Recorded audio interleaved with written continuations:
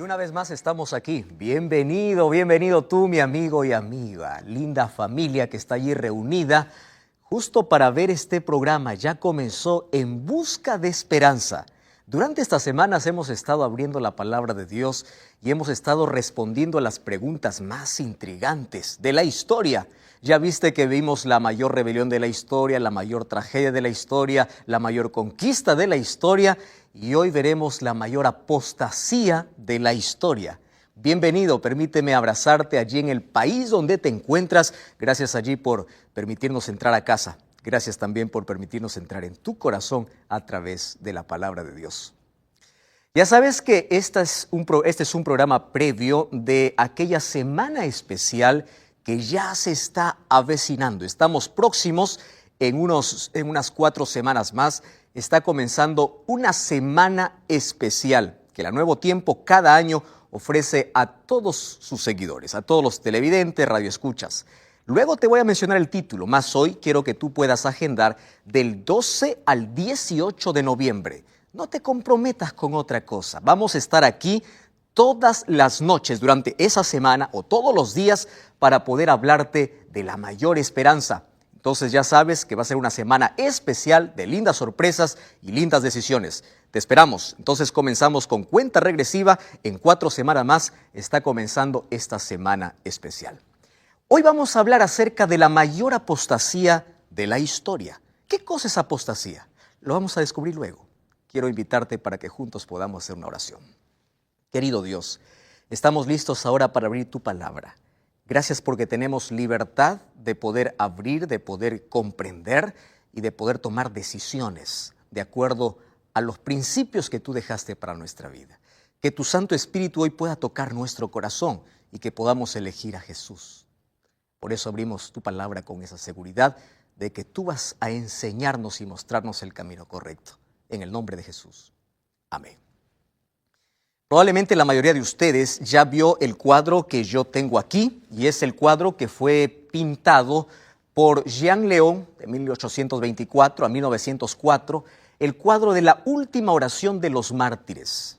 Esta última oración, o este es el cuadro que pinta aquel Coliseo romano donde era testigo de cómo los cristianos daban su vida antes que negar su fe. El Coliseo romano fue terminado más o menos en el año 80 después de Cristo. Muchos judíos participaron, judíos y cristianos participaron en la construcción. Y se menciona en la historia que el día de la inauguración de este Coliseo, mataron 5,000 cristianos y 10,000 animales. A partir de ese momento, toda la historia de ese Coliseo es testigo fiel de tanta sangre que se derramó. ¿Por qué? Porque allí era prohibido o no tenían la libertad aquellos cristianos de poder predicar acerca de Cristo o de ser fieles y leales a la palabra de Dios. Entonces, aquel cuadro nos muestra ese momento tan difícil que pasaron los cristianos del primer siglo. Además, en los primeros siglos, la primera iglesia o la iglesia cristiana pasó por momentos muy difíciles.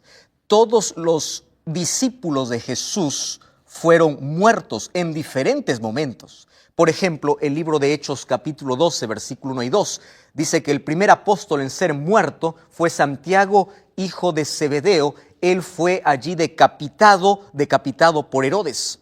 Ahora, fíjate que es interesante, Pedro murió crucificado cabeza para abajo allí en Roma. Si nosotros continuamos viendo parte de la historia de cómo terminaron los apóstoles de Jesús, encontramos a un Bartolomé que fue lanzado al mar en un saco y ahí murió totalmente asfixiado.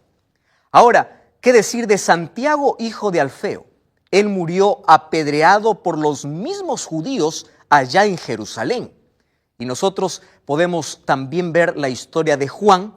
Juan es el último de los discípulos, el último en quedar vivo. Y a este último, según la tradición judía, dice que le colocaron en un perol de aceite hirviendo, mas Dios preservó su vida. Entonces Domiciano, por querer callar o por querer quitar la influencia de este discípulo de Jesús, lo envió para ser exiliado allá a la isla de Patmos, donde pasó los últimos años de su vida. Mas Dios allí se presentó para traernos la revelación más grandiosa, la que hoy conocemos como el libro de Apocalipsis. Por eso la Biblia y el libro de Apocalipsis especialmente es un tesoro para nuestra vida. Ahí encontramos entonces a Juan exiliado en la isla de Patmos. Ahora, ¿a qué se debió todo esto? La Biblia menciona por qué los cristianos sufren por causa de su fe. El libro de Apocalipsis capítulo 12, mira, abre la Biblia conmigo. Apocalipsis capítulo 12, versículo 17 menciona lo siguiente. Apocalipsis 12, 17. Dice así: entonces el dragón se llenó de ira contra la mujer y se fue a hacer guerra contra el resto de la descendencia de ella, los que guardan los mandamientos de Dios y tienen el testimonio de Jesucristo. Cuando nosotros analizamos qué significa en profecía dragón, no necesitamos una interpretación, porque el capítulo 12, versículo 9 nos dice que el dragón representa al diablo, al enemigo de Dios, al adversario, aquel que se reveló en el cielo. Y si nosotros vamos al libro de Efesios capítulo 5, versículo 22 al 25, encontramos que iglesia representa, o una mujer representa a una iglesia. Aquí vemos entonces una lucha, un conflicto entre ¿quién? Entre Satanás y la iglesia. ¿Quién es la iglesia? La iglesia son aquellos que deciden seguir a Jesús bajo cualquier situación o bajo cualquier circunstancia. Iglesia es el grupo de personas que se reúne para adorar porque tienen un corazón entregado para Jesús. Ahora fíjate que hay muchos adoradores en este mundo. Existen más de 34,000 religiones en este planeta. Lo curioso es que el diablo no está enojado con todas ellas.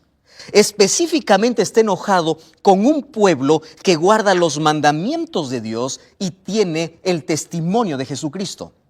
Dios colocó aquí en su palabra a su pueblo, no con un nombre, no con características que todos tenían en común, sino que aquel pueblo que guarda sus mandamientos y tiene el testimonio de Jesús. Entonces nosotros encontramos la ira del dragón, el dragón representando a Satanás contra la iglesia y especialmente contra el resto, contra el remanente, porque de toda la iglesia solamente quedó un grupo fiel, un grupo no numeroso, pequeño, fiel. Ahora, ¿por qué solamente quedó un grupo fiel? ¿Sabes? Porque desde el momento que Satanás empezó a perseguir a la iglesia, él tuvo una intención. Quiero desaparecer a todos los seguidores de Cristo. Sin embargo, Tertuliano mencionó, mientras más cristianos mataban, más cristianos se levantaban. Parecía que la sangre de los mártires, de aquellos que daban su vida, no importa, antes que renunciar su fe, pareciera que la sangre era como semilla para que más cristianos se levantasen. Entonces el diablo dijo, yo no gano nada matando cristianos, porque mientras más los destruyo, más cristianos se levantan. Y allí viene un cambio de estrategia. Y ese es nuestro tema de hoy. Ese cambio de estrategia se llamó apostasía. Pero antes quiero leer un texto maravilloso que está en este maravilloso libro que se llama En busca de esperanza. Probablemente tú lo recibiste como regalo. Mira lo que dice. La historia de la iglesia primitiva testifica del cumplimiento de las palabras del Salvador. Los poderes de la tierra y el infierno se unieron contra Cristo y contra sus seguidores. El paganismo vio que si el evangelio triunfaba, sus templos y altares serían barridos. Por tanto, reunió sus fuerzas para destruir la cristiandad. Entonces se encendieron los fuegos de toda persecución. Entonces, cuando Satanás vio que no podía o no lograba su objetivo cuando perseguía a los cristianos, él cambió de estrategia. Aunque Dios le dio un consejo en el libro de Apocalipsis 2:10 a la iglesia y dice, sé fiel a tus principios, sé fiel hasta la muerte, no importa si pierdes la vida por causa de mí, dice Jesús, porque yo te voy a dar la vida eterna. Ahora, ¿cuál es la estrategia que empleó el diablo? El diablo colocó tradiciones o introdujo tradiciones y empezó a corromper la verdad. ¿Qué significa eso? Mira lo que dice el libro de Apocalipsis capítulo 2, el versículo 11 o el versículo 14 y versículo 15. Apocalipsis 2, 14 dice, tengo unas pocas cosas contra ti. Tienes aquellos que retienen la doctrina de Balaam, aquellos que enseñan y aquellos que ponen tropiezo a mis hijos. Versículo 15. También tienes aquellos que retienen la doctrina de los nicolaitas, a los cuales yo aborrezco. Eran grupos que intentaron ya desde la iglesia primitiva romper el compromiso fiel a Dios y empezaron a traer por allí costumbres paganas. Sin embargo, nosotros conocemos por la historia que algo ocurrió en el año 313. Apareció un emperador llamado Constantino, y Constantino firmó un edicto que se llamó el Edicto de Milán, donde cesaba la persecución para todos los cristianos. Y a partir de ese momento, la iglesia perseguida empezó a tener favores. ¿Qué tipo de favores y qué tipo de privilegios? Ahora dejó de ser perseguida, tenía comodidad, solo que Satanás usó a estos grandes gobernantes ¿para qué? Para que a cambio de la libertad que le dan a los cristianos puedan aceptar todas las herejías que ellos traían, todo el paganismo que él traía. Por eso es que la conversión de Constantino no fue una conversión sincera. Él trajo tantas costumbres, tantas cosas que hoy se practican y no tienen una base bíblica. Empezó a ingresar a partir del segundo siglo en adelante. Empezó a corromper la pureza de la verdad. Entonces, ¿qué cosa sucedió? El gran adversario trató de obtener por medio de astucia lo que no había logrado por medio de la fuerza. La persecución cesó y su lugar ocuparon las peligrosas tentaciones de la prosperidad temporal y los honores mundanos. Se indujo a los idólatras a aceptar parte de la fe cristiana mientras rechazaban las otras verdades esenciales. Entonces, el libro de Apocalipsis refleja que no toda la iglesia o no todos aquellos que dicen ser seguidores de Jesús son aquellos que están de parte de Jesús. Había un grupo de seguidores que prefirieron seguir tradiciones dadas o traídas del paganismo en lugar de colocar su fe y su fundamento sobre la palabra de Dios. Es por eso que en el libro de Apocalipsis capítulo 17 nosotros encontramos una iglesia que también dice adorar a Dios. Sin embargo, es llamada la Grande Babilonia, porque hay una confusión de creencias, filosofías, tradiciones mezcladas con la verdad. Y en el libro de Apocalipsis nosotros encontramos a otra iglesia, lo cual lo llama una iglesia apóstata, una iglesia infiel, una iglesia que dejó la pureza de la verdad y empezó a contaminar sus principios y sus creencias. En el libro de Apocalipsis nosotros encontramos dos pueblos. La iglesia verdadera, representada como alguien que está vestida de sol. Y en el libro de Apocalipsis capítulo 2 encontramos las características y cualidades que tiene esta iglesia. Y Apocalipsis 17 encontramos la iglesia falsa, una iglesia contaminada, una iglesia que empezó a colocar sus creencias en tradición antes que en la palabra de Dios. Ahora tú te preguntarás, ¿cómo se corrompió la fe? ¿Cómo fueron traídos algunos principios paganos para la iglesia? Entonces yo quiero que tú prestes atención, porque mira cómo Satanás con su astucia y su estrategia logró contaminar la pureza de la verdad. Sin embargo, el libro de Daniel capítulo 7 versículo 25 habla ya de un poder diabólico que se levantaría a través de todo el tiempo para poder contaminar o para poder quebrar ciertos principios divinos. Daniel capítulo 7 versículo 25 dice: entonces hablará palabras contra el Altísimo y pensará en cambiar los tiempos y la ley. ¿Sabes de qué está hablando? De un poder que se levantó en la Edad Media, específicamente a partir del año 538 después de Cristo. Este poder religioso que empezó a perseguir cristianos, este poder que abrió las puertas para la Santa Inquisición, este poder a quien llamaba herejes a quienes querían ser fieles a la palabra de Dios. Ahora presta atención, dice que cambiará los tiempos y la ley. Este sería un poder apóstata profetizado por Daniel capítulo 7, versículo 25. Nosotros ya en un programa anterior hablamos acerca de la ley de Dios. Y dijimos algo muy claro, la ley no salva, mas tiene una función, ¿verdad? Uno cuando recibe la gracia de Cristo, Cristo nos ayuda a vivir en armonía con su palabra y con su ley. Si tú empiezas a revisar cómo este poder cambió la ley de Dios, manipuló, quebró la ley de Dios, tú tienes que revisar 2 libros. Mira, yo tengo aquí un libro que tú debes tener allí en casa, que se llama Catecismo. Y yo tengo aquí también la Biblia. Hay muchas personas que han leído más el Catecismo que la Biblia. Mas hoy quiero hacer una comparación muy sincera y muy transparente. Si tú tienes un catecismo allí, tú puedes revisar lo siguiente. Mira cómo fueron cambiados la ley de Dios. Por ejemplo, el primer mandamiento dice, no tendrás otros dioses delante de mí. El segundo dice, no te harás imagen ni escultura. Eso dice Éxodo capítulo 20. Sin embargo, el catecismo anuló el...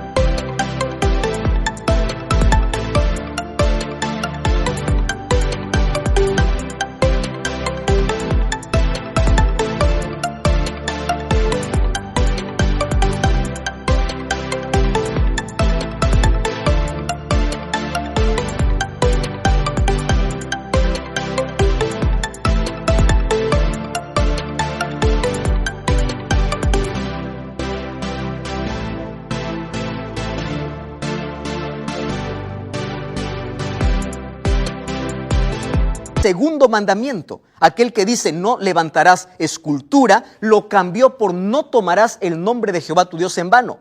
Y mira, cambió, alteró el orden de los mandamientos. El tercer mandamiento dice guardarás el domingo y las fiestas. ¿En qué parte de la Biblia se encuentra eso? Ahora, el cuarto mandamiento fue totalmente alterado.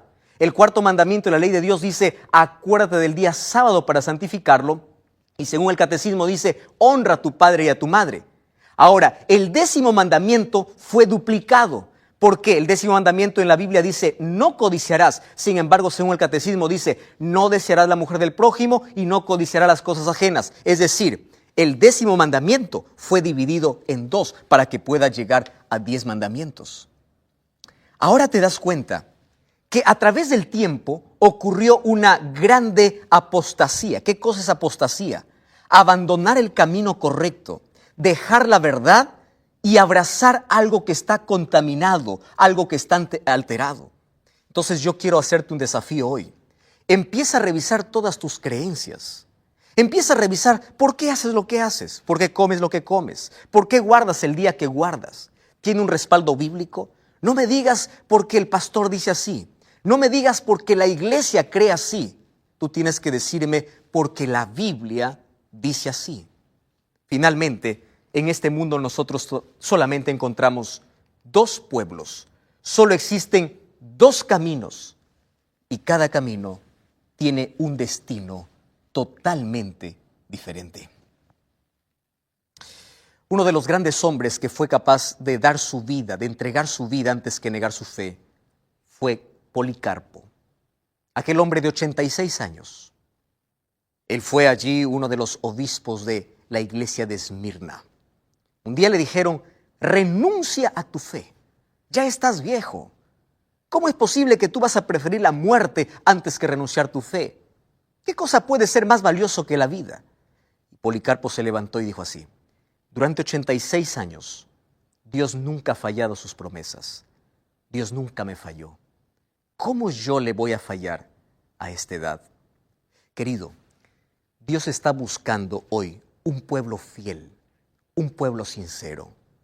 No me digas, pastor, yo soy sincero. Dios te llamó a ser fiel. Dios te llamó a formar parte de un pueblo, pero de ese pueblo que coloca la palabra de Dios por encima de cualquier tradición. Yo conozco gente adorando pastores, gente adorando iglesias. Cuando yo pregunto a alguien y le digo, ¿por qué vas a este lugar? Dice, es que yo me siento bien. Gente buscando sensaciones antes que buscar la verdad. Conozco iglesias llenas con corazones vacíos.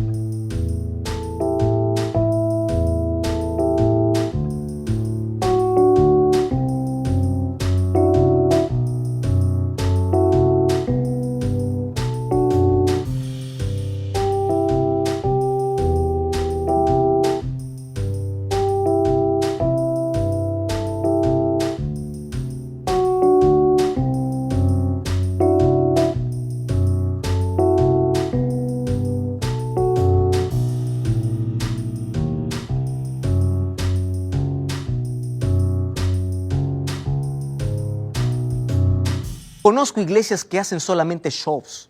Conozco iglesias que solamente van porque la gente espera un milagro, mas no espera tener la palabra de Dios en su corazón. Conozco iglesias que buscan satisfacer al ser humano según los caprichos y deseos que ellos tienen, mas no presentar la verdad. Entonces tú solamente tienes dos caminos y cada camino tiene un destino diferente. Yo te voy a hacer una pregunta. No voy a hablar acerca de tu sinceridad, sino de cuán fiel tú eres a la palabra de Dios. Entonces allí donde tú estás, toma una decisión. Coloca tus principios y tu fe en la palabra de Dios. Y no importa si la mayoría hace lo contrario, tú tienes que estar cimentado en aquella roca firme que es la palabra de Dios. Tú tienes que estar cimentado en Cristo. Tú tienes que estar cimentado en la palabra. ¿Dónde está tu fe? ¿En una iglesia, en un líder o en la Biblia? Quiero invitar al cuarteto Arautos du Rey que venga para cantar. Mientras ellos cantan, yo quiero que tú tomes una decisión importante. Quiero recordarte algo. El diablo no está enfurecido contra todos aquellos que dicen ser cristianos, sino especialmente con un grupo fiel.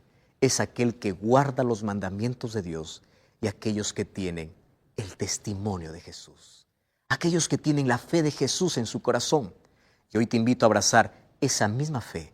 Te invito a abrazar a ese mismo Jesús y te invito a respetar la palabra de Dios y a colocar la Biblia por encima de cualquier tradición o de cualquier cosa que alguien pueda decir. Mientras el cuarteto canta, te invito a tomar esta decisión. Yo voy a estar orando por ti. Dios por esta linda música y gloria a Dios por aquella linda decisión que tú hoy tomaste. Coloca la palabra de Dios en tu vida. Sé fiel a lo que Dios dice en su palabra. Sé fiel a los principios que Dios estableció para ti. No formes parte de esta grande apostasía ni de aquella grande rebelión contra Dios. ¿Quieres orar conmigo? Cierra tus ojos. Querido Dios, gracias porque a través de tu palabra